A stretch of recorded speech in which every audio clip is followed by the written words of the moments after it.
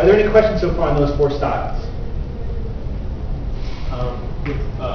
Silver style, you said, use the buckler. Could that be adjusted? The scientifically quite case. I'm wondering if that could be. The English and to some degree the Italians were very common for explaining weapons in terms of anything you find.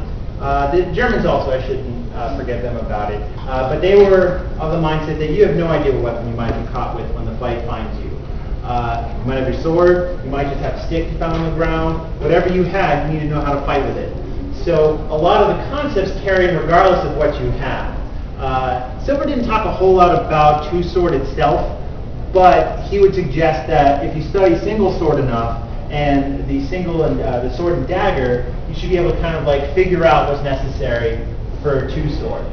On the other hand, he also might say, well, that's not really a weapon form you would take in the battlefield. Like, nobody really ran around with 2 swords on the battlefield. So there's not really a whole lot of reason to support that necessarily. Like, don't do that. Do what is necessary to serve your country and your king. And Sword and Butler was great at that. Go Sword and Butler. A very political individual. Does that answer your question? Yeah, I was just wondering if it can be adjusted. Sure. Any other questions?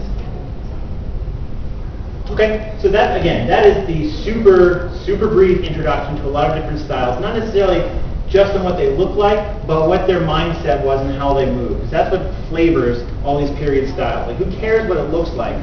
What are they trying to accomplish? After we get back from the lunch break, we're going to break up into 3 classrooms. I'm going to be teaching English styles here, both Silver and Swetnam.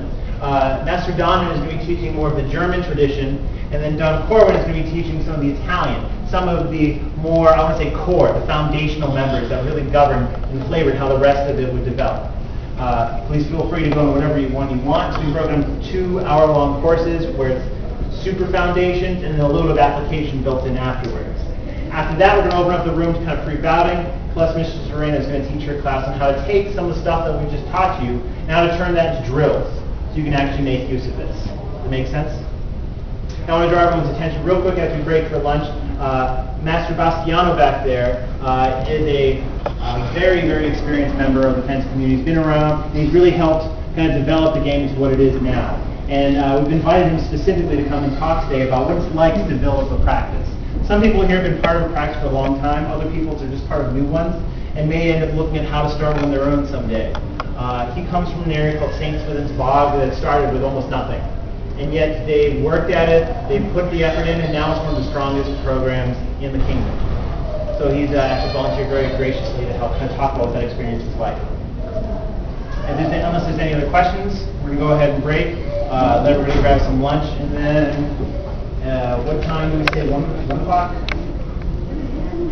I think the board said 1:30. 1:30. We'll come back.